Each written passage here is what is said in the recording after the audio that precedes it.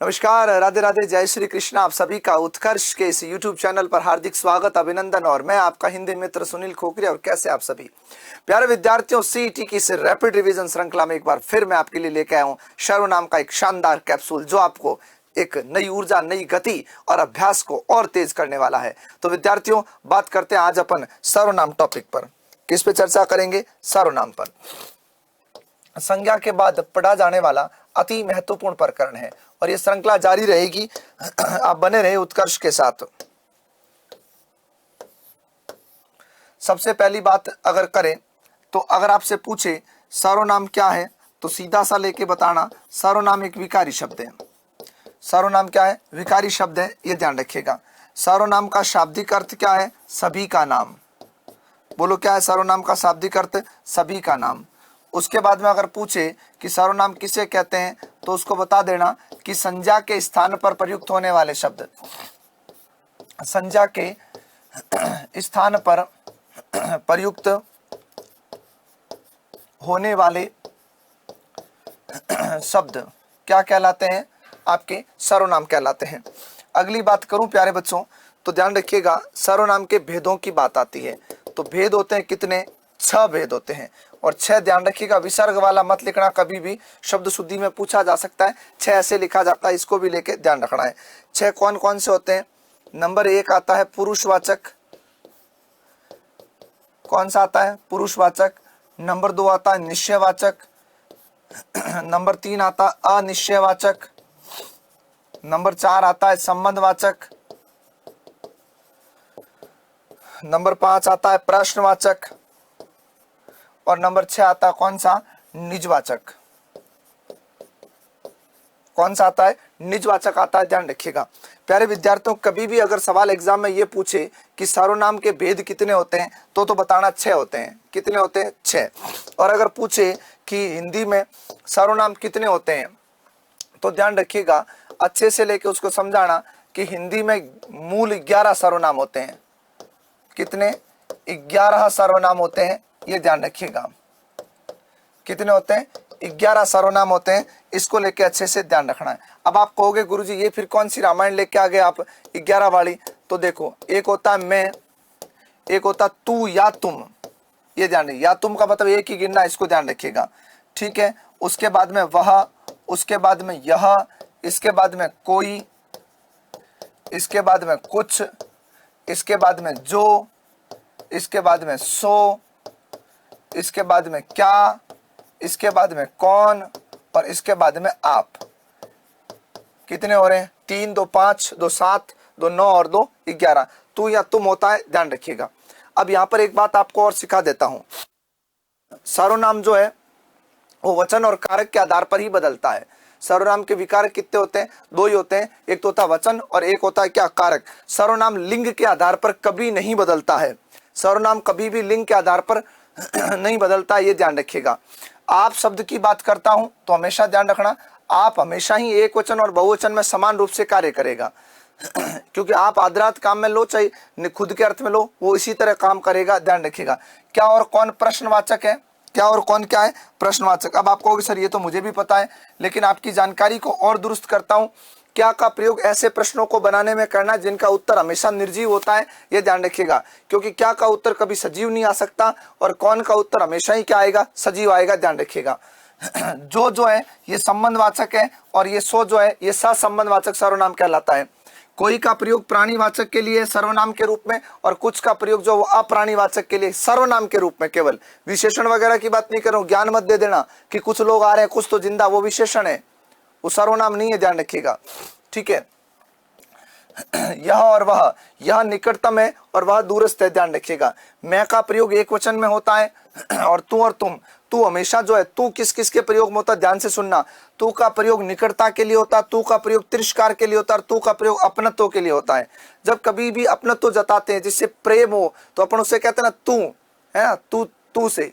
तिरस्कार का भाव होता तब भी तू का प्रयोग करते हैं। कई बार लड़ाई होती है तब अपन क्या कहते हैं कि भाई देखो तू तड़ाक से बात मत करो, मतलब तिरस्कार का भाव है। और जहां पर अपनत्व का भाव हो, निकटता का भाव हो, हे ईश्वर तू ख्याल रखना मेरा, तो हे ईश्वर तू तो ईश्वर से निकटतम स्थिति है, ये ध्यान रखिएगा। तू का प्रयोग संबंध बताने में कभी नहीं होता है। तुम एक वचन और बहुवचन में एक तरह से काम करेगा, एक वचन में भी आता है, बहुवचन में भी आता है, ध्यान रखिएगा। क्लियर? ये तो हो गई सामान्य सी बात। अब आप हो जाओ तैयार, पेटी बांध लो बढ़िया से लेके, क्योंकि मैं पढ़ाने वाला हूं तुम्हें 6 सर्वनाम अगले 6 मिनट के अंदर। पुरुषवाचक।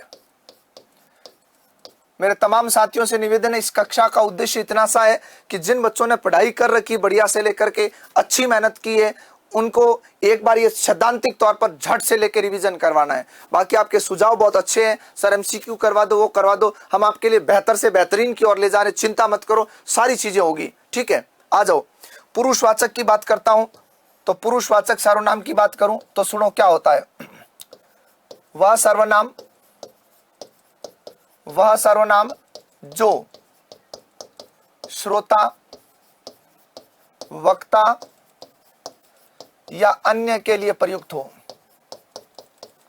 एक ऐसा सर्वनाम जो किस किस की बात करता हो, या तो श्रोता के लिए प्रयुक्त होता हो, या वक्ता के लिए प्रयुक्त होता हो, या दोनों छोड़ के किसी और की बात करता हो। यानी इसका तात्पर्य यह है कि सबसे पहले आता उत्तम पुरुष। बोलो क्या आता है? उत्तम पुरुष आता है। दूसरा आता है मध्यम पुरुष। क्या आता है? मध्यम पुरुष आता है, ध्यान रखिएगा। और तीसरा कौन सा आता है? अन्य पुरुष आता है। कौन सा आता है? अन्य पुरुष आता है, ये ध्यान रखिएगा, ठीक है। अब मैं आपको बिल्कुल एकदम शॉर्ट एंड स्वीट तरीके से समझाता हूं। उत्तम पुरुष कहां होता है वो ध्यान से सुनना। जहां सर्वनाम का प्रयोग वक्ता के लिए हो, बोलने वाले के लिए।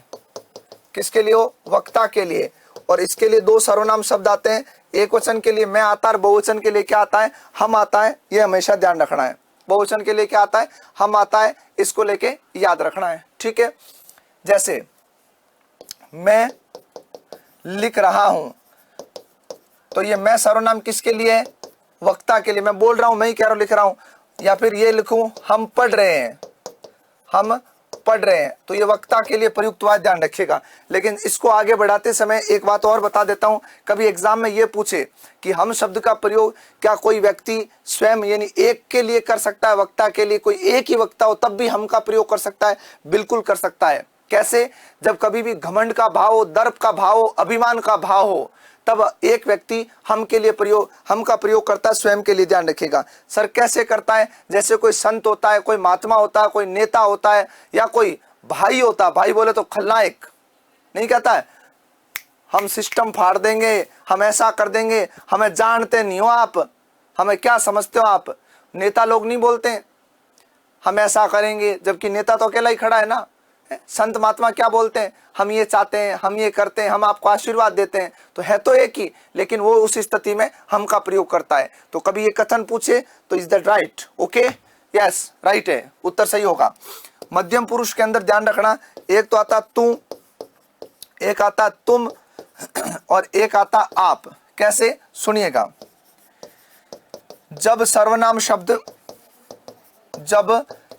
शब्द श्रोता के लिए आए, बोलो किसके लिए आए? श्रोता के लिए हो, तब ध्यान रखिएगा क्या आएगा आपके? सीधा सा लेके याद रखना है। जब श्रोता के लिए सर्वनाम शब्द आता है तब क्या रखोगे? मध्यम पुरुष याद रखोगे। मैं बोल रहा हूं, तुम सुन रहे हो। जैसे तू चला जा, तू चला जा। जैसे आप यहां बैठो, आप यहां बैठो, तुम बाहर जाओ। अब ये जो कथन मैंने बोला ना, ये मैंने कथन आपको बोला, इसका मतलब क्या हुआ? आप मेरी बात को क्या कर रहे हो? सुन रहे हो। आप मेरी बात को क्या कर रहे हो? सुन रहे हो। और देखो, तू चला जा, मैं आपसे कह रहा हूं तू चला जा, आप यहां बैठो, और मैं कह रहा हूं तुम बाहर जाओ। तो ये श्रोता के लिए प्रयुक्त हुआ है। इसका मतलब कौन सा है आपके? मध्यम पुरुष है, ध्यान रखिएगा। और यहाँ एक बात याद रखना है, आप शब्द का प्रयोग यहां पर जो हो रहा है ना मध्यम पुरुष में, वो आदरार्थ हो रहा है। आदरार्थ मतलब इज्जत या आदर के अर्थ में, और आदर के अर्थ में किया गया सर्वनाम शब्द का प्रयोग हमेशा बहुवचन होता, कभी एक वचन नहीं होता है। क्या होता है? बहुवचन। क्योंकि आपने वचन के टॉपिक में पढ़ा होगा कि आदरार्थ क्रियाएं हमेशा बहुवचन होती, इज्जत के अर्थ में। जैसे पिताजी आ रहा है कि पिताजी आ रहे हैं, है तो एक ही, लेकिन आ रहे हैं लगाते हैं अपन। क्या लगाते हैं? आ रहे हैं लगाते हैं, ये ध्यान रखिएगा। अन्य पुरुष क्या कहता है? इसका कुछ भी नहीं है खुद का, बिल्कुल अन्य पुरुष है एकदम। जहां वक्ता श्रोता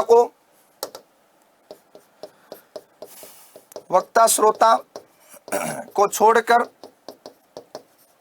किसी अन्य के बारे में बात हो, किसी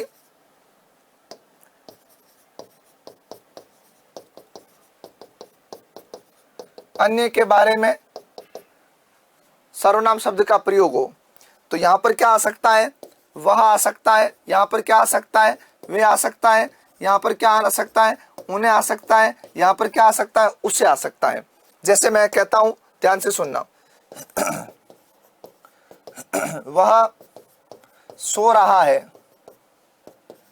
वे गांव चले गए, उसे यहां बुलाओ। अब देखो, आपको समझाता हूं यानी पुरुष कैसे हुआ। मैंने आपसे पूछा फॉर एग्जाम्पल कि राकेश क्या कर रहा है, तो आपने क्या कहा? वह सो रहा है। वह एक सर्वनाम शब्द आया, वो आपने बोला, लेकिन वह आपके लिए तो नहीं है ना। और वह शब्द आप मुझे कह रहे हो तो मेरे लिए भी नहीं है। आपने बोला, मैंने सुना, बात किसकी? राकेश की। जब थर्ड पर्सन की बात हो रही है, इसका मतलब वह किसका प्रयोग कर रहा है? अन्य पुरुष का। वे गांव चले गए। मैंने कहा आपके मामा जी कहाँ है? आपने कहा सर वे गांव चले गए। मैंने आपसे पूछा था, अब आपने शुरुआत की, आपने कहा वे गांव चले गए। आपने बोला, मैंने सुना, बात किसकी? आपके मामा जी की, थर्ड पर्सन की। उसे यहाँ बुलाओ। फिर मैंने कहा नीता कहाँ है? आपने कहा सर वो अंदर पढ़ रही है। तो मैंने क्या कहा? उससे यहां बुलाओ। मैंने कहा तुमने सुना, किसके लिए? नीता के लिए। ये होता है अन्य पुरुष। ठीक है, क्या होता है? अन्य पुरुष होता है, ये याद रखिएगा। और एक अन्य में प्रयोग आता है किसका? आपका। किसका आता? आपका। जैसे अपने कोई संगोष्ठी होती है या कुछ होता है, सम्मेलन होता है, या अपन कभी कोई पाठ वगैरह पढ़ते हैं, तब आप शब्द का प्रयोग जो है किसी तीसरे के परिचय के लिए भी करवाते हैं। जैसे बहुत प्रसिद्ध कथन बताता हूं कि पंडित नेहरू देश के प्रथम प्रधानमंत्री बने, आपने जेल में रहते हुए डिस्कवरी ऑफ इंडिया नामक पुस्तक लिखी। ये जो आपने प्रयोग आया ना, मैं आपसे कह रहा हूं। नेहरू जी के बारे में आपसे बात हो रही है। किसके बारे में? नेहरू जी के बारे में आपसे बात हो रही है। मैंने कहा नेहरू जी देश के बच्चों प्रथम प्रधानमंत्री बने, आपने जेल में रहते हुए। मैं कह रहा हूं, तुम सुन रहे हो, आपने शब्द का प्रयोग नेहरू जी के लिए हो रहा है। इज दैट कॉल अन्य पुरुषवाचक सर्वनाम? सुभाष चंद्र बोस बहुत बड़े क्रांतिकारी थे, आपने देश हितार्थ कई बड़े पदों का त्याग किया। यह आपने का प्रयोग किसके लिए हुआ? अन्य पुरुष के लिए हुआ है। ठीक है, तो हाँ भाई, आगे सुनो अगली बात, निश्चय और अनिश्चय।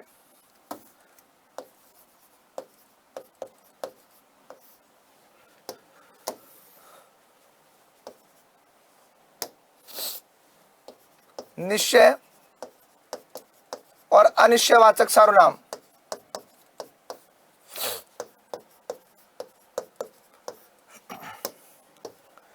निश्चयवाचक क्या होता है? जब निश्चित व्यक्ति, वस्तु, स्थान की ओर संकेत हो, स्थान की ओर संकेत हो। जब अनिश्चित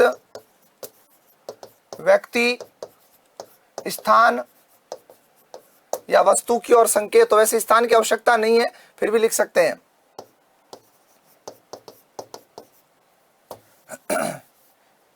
की बात हो, जब अनिश्चित है तो संकेत नहीं हो सकता। ठीक है, अब सुनो, यहां पर एक बहुत शानदार बात बताने वाला हूं, ध्यान से सुनना। वह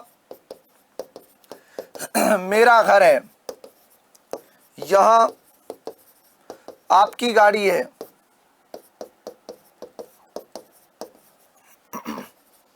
वह उनकी घड़ी है।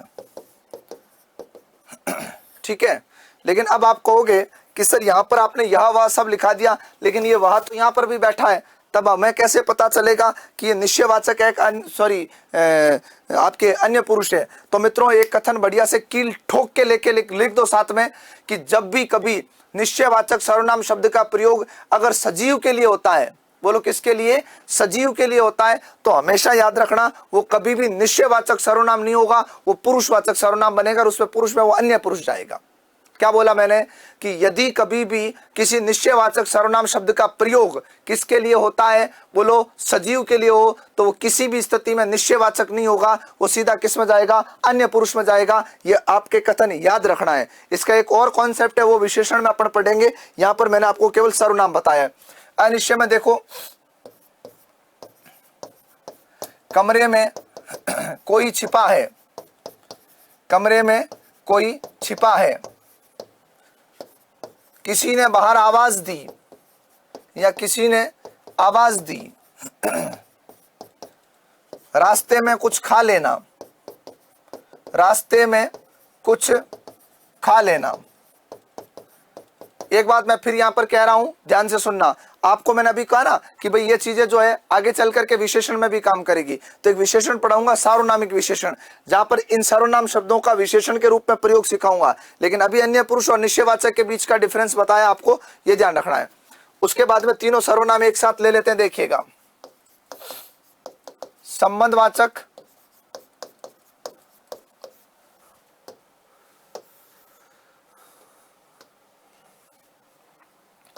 प्रश्नवाचक और निजवाचक।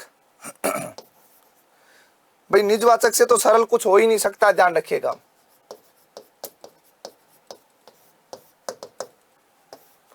ठीक है, करूं शुरू किसके साथ, संबंध के साथ में। क्या कहता है संबंध, सुनो। जब वाक्य में प्रयुक्त सर्वनाम शब्द अन्य शब्दों के साथ क्या जोड़ता हो, संबंध के साथ संबंध जोड़े। जैसे देखो, जो मेहनत करेगा सो सफल होगा। अब एक बात मैंने तुम्हें पीछे कही थी, ये सर्वनाम हमेशा संबंधवाचक कहलाता है, ये क्या कहलाता है, सहसंबंध कहलाता है। जैसे आपने लिखा जिसकी लाठी उसकी भैंस, जिसकी लाठी उसकी भैंस, तो जिसकी संबंध है उसकी क्या है, सहसंबंध है, ध्यान रखिएगा। जैसी करनी वैसी भरनी, जैसी करनी वैसी भरनी, तो जैसी और वैसी है ना, जितना गुड़ डालोगे उतना मीठा होगा, जिसे देखता हूं वही व्यस्त है, ये ध्यान रखिएगा। जैसा करोगे वैसा भरोगे, तेते पांव पसारिए जेते लांबी छोर, ये सारे के सारे इसी के अंतर्गत पढ़ाए जाते हैं, ध्यान रखिएगा। फिर आता प्रश्न, वे सर्वनाम शब्द जो प्रश्न बोध करवाते हो। क्या करवाते हो, प्रश्न बोध करवाते हो। कैसे, जैसे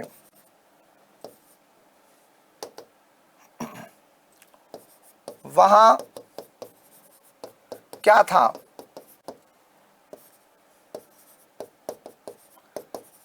कौन आया था। ठीक है, वहां क्या था और कौन आया था। अब ध्यान रखना, इससे सरल मैंने क्या कहा, कुछ भी नहीं है। जब सर्वनाम शब्द निजता का बोध करवाता हो, निजता का बोध करवाता हो। और बताता हूं इसकी एक बहुत सरल कॉन्सेप्ट की स्थिति कि कैसे पता करें कि सर निजवाचक है। एक सर्वनाम शब्द आएगा और उसके साथ में या तो निज शब्द आएगा, या आप शब्द आएगा, या खुद शब्द आएगा, या स्वतः शब्द आएगा, या स्वयं शब्द आएगा। इनका प्रयोग डेफिनेटली होगा, है ना। निज, आप, खुद, स्वयं, स्वतः का प्रयोग होगा, ये ध्यान रखिएगा। जैसे मैं खुद ही चला जाऊंगा, यहां पर मैं चला जाऊंगा आता ना, तो ये पुरुषवाचक का उत्तम पुरुष हो जाता, लेकिन खुद लगाते ही ये ध्यान रखिए यहां आ गया, वह स्वयं आ जाएगी। क्या आ जाएगी? स्वयं। तो ये स्वयं, वह आ जाएगी, ये अन्य पुरुष है, वह स्वयं आ जाएगी, ये क्या आपके सीधा सा लेके याद रखना, कौन सा? निजवाचक। तो साथियों ये आपके सर्वनाम का टॉपिक, जहां पर मैंने 6 भेदों की चर्चा की। मैं फिर कह रहा हूं ये एक रैपिड रिवीजन क्लास है, जिसके माध्यम से हम चाहते हैं उन बच्चों का एक बार थ्योरिकल अभ्यास हो जाए जिनको पढ़ते हुए काफी टाइम हो गया और अब उनको लग रहा मेरे पास में टाइम नहीं है पढ़ने का। तो ये 15, 20, 25 मिनट के जो वीडियोस आपको मिलने वाले हैं आगे अनवरत रूप से, जिससे आपका हिंदी का पूरा पाठ्यक्रम एक बार मैं समेटने वाला हूं। मस्त रहें, स्वस्थ रहें, खूब सारी शुभकामनाओं के साथ कल फिर मुलाकात होगी विशेषण टॉपिक के साथ। तब तक के लिए धन्यवाद।